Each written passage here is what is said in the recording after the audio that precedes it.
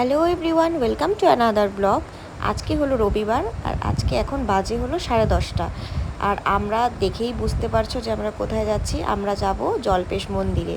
তো জল্পেশ যাওয়ার জন্য আমরা সবাই রেডি হয়ে গেছি আর আমাদের স্নান টান করে আমরা দেখতেই পাচ্ছ ভোলে বোমের ড্রেস ট্রেস পরে একদম রেডি যাওয়ার জন্য বাইকে চড়ে যাচ্ছি। আমি আর আমার বর যাচ্ছি, আর কেউ যাচ্ছে না।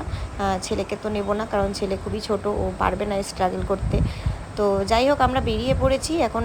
ধূপগুড়ি চলে এসেছি প্রায়। এই যে দেখো যাচ্ছি আমরা যেতে যেতে। তো অনেকটা রাত হয়ে গেল, এখন বাজে প্রায় 11:30 12টা মতো বেজে গেছে।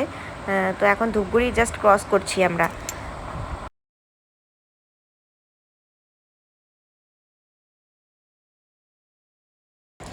যাবার পথে শুধু রাস্তায় জলঢাকায় যে টোল গেটটা আছে সেখানে একটু দাঁড়িয়েছিলাম, কোমরটা ব্যথা হয়ে গিয়েছিলো তাই। আর এই জায়গাটা আগে অতটা ভালো লাগতো না, কারণ টোল গেটটা তো এই রিসেন্ট 2-3 বছর হলো বানিয়েছে। আর এখন এই জায়গাটা না সত্যি খুব ভালো লাগে, বেশ জাঁকজমক। তো ওখানে একটু দাঁড়িয়ে আমরা আবার রওনা হলাম।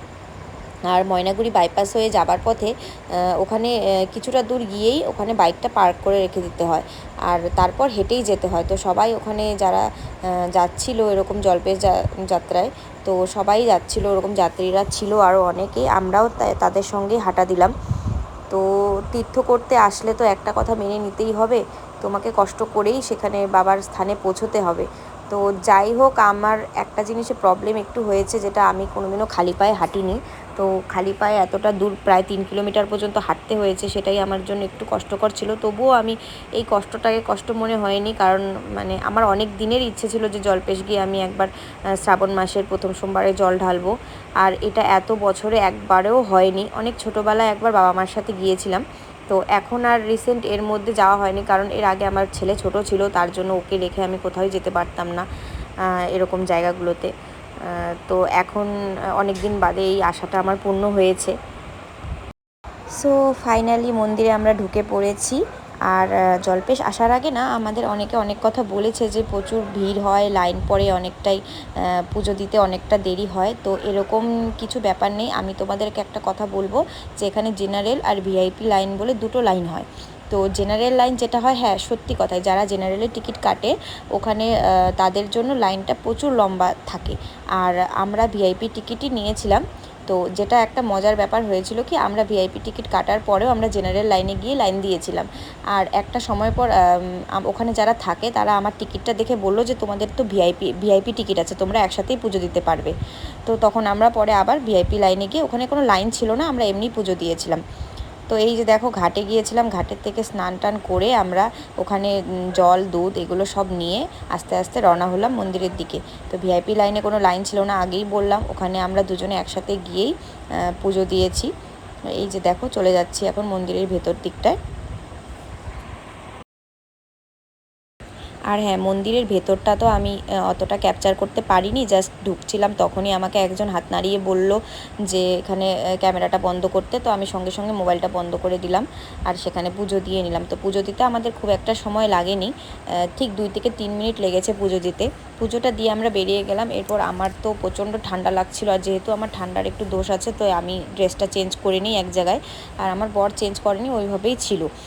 তো ড্রেস ট্রেস চেঞ্জ করে আমরা আবার রওনা দিলাম বাইরে যাব বলে। তো যেখানে আমাদের গাড়িটা রাখা ছিল, তো সেখান থেকে আমরা তারপর গেলাম জটিলেশ্বর মন্দির। জটিলেশ্বর মন্দিরে ওখানেও পুজো দিলাম। আর যখন ঢুকেছিলাম জটিলেশ্বর মন্দিরে তখন ওখানে লোডশেডিং ছিল। আর আমরা গেলাম, তারপর কিছুক্ষণ পুজো দেওয়ার পরপরই কারেন্ট চলে আসছে। তো ওখানে গিয়ে একটু বসলাম, একটুখানি খুব মনোরম ছিল পরিবেশটা, একদম ঠান্ডা ঠান্ডা ছিল ওয়েদারটা। আর অনেকটাই তখন রাত হয়ে গেছে, প্রায় 3টে 3:30টার মতো বাজে তখন আমরা জটিলেশ্বরে পুজো দিতে গিয়েছি। আর এই যে দেখো, পুজো দেওয়া শেষ হয়ে গেছে। আর ওখানে কিছু গাছের মধ্যে কাপড় টাপড় বাঁধতে হয়, মনস্কামনা পূরণ হয় নাকি এরকম কিছু শুনেছিলাম। তো আমিও ওখানে বেঁধে দিলাম গাছের মধ্যে লাল শালু কাপড়গুলো। তারপর ওখানে বসেছিলাম কিছুক্ষণ।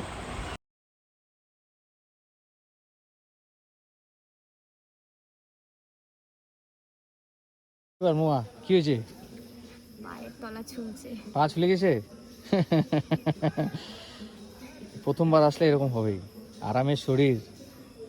কি করা যাবে, বাবার কাছে আসতে গেলে তো একটু কষ্ট করতেই হবে।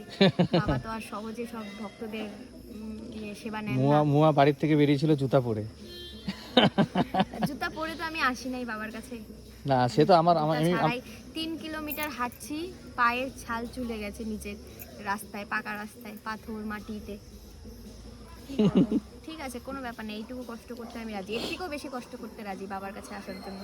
আচ্ছা তারপরে এখান থেকে মনটা শান্তি লাগছে না? ঠিক আছে, তোমার এই 5 ফলা নিয়ে বাড়িতে গিয়ে তো তারপর 2 দিন ঘুমাবে কন্টিনিউ, 2 দিন আগে তো উঠবে না। ঘুমাবো, কোনো ব্যাপার না, ঠিক আছে, দুদিন ঘুমালে পরে কি সংসার করতে পারবো? আমার তো কিভাবে চলবে? আমার তো আবার কালকে সকালে স্কুল আছে। তুমি স্কুল যাবা, তারপরে আমি কিছুক্ষণ ঘুমাবো, রেস্ট নেবো, তারপরে সব কাজ করে দেবো, চিন্তা নাই। কালকে সকালে আমি স্কুল যাবো আবার গিয়ে।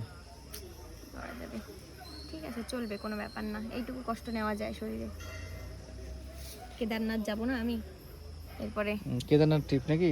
হ্যাঁ, এটা এখন কেদারনাথ তো যেতে হবে, তাই জন্য আগে থেকে আমি ট্রেনিং নিচ্ছি এগুলো কষ্ট সহ্য করার। ওখানে আমাকে 16 কিলোমিটার হাঁটতে হবে, আমি এখানে 3 কিলোমিটার দিয়ে স্টার্ট করলাম, 16 কিলোমিটার যাব ওখানে। 22 কিলোমিটার। 22 কিলোমিটার? বাবা গো, আবার খালি বাড়াচ্ছ কেন তুমি? 22 কিলোমিটার খালি বাড়াচ্ছে। ঠিক আছে, কোনো ব্যাপার না, আমি কেদারনাথে 3 জন মারা গেছে। হর হর মহাদেব, সব ঠিক হবে, আছে, সব হবে। ঠিক আছে। মন্দির থেকে বেরিয়ে আমরা চলে আসলাম ঝাজাঙ্গিতে। ভীষণ ঘুম পাচ্ছিল, কারণ সারা রাত্রি সেদিন আর ঘুম হয়নি, তাই একটু চা খেয়ে নিয়েছিলাম ওখানে। তো চা খাচ্ছিলাম বসে বসে, তখনই আমাদের এক ভাগনার সাথে আমাদের দেখা হলো।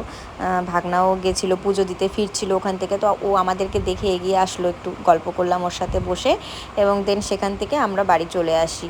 তো এই ছিল আজকের আমাদের জল্পেশ যাত্রা। সবাই কেমন লাগলো সেটা অবশ্যই কমেন্ট করে জানাও। শ্রাবণ মাসে সবাই জল্পেশ যায়, এমনকি বাবাধাম যায়, অনেক জায়গাতেই যায়, তো যার যেখানে ভালো লাগে। তো চলো, আজকের ব্লগটা এইটুকুই। সবাই ভালো থেকো, সুস্থ থাকো, বাই।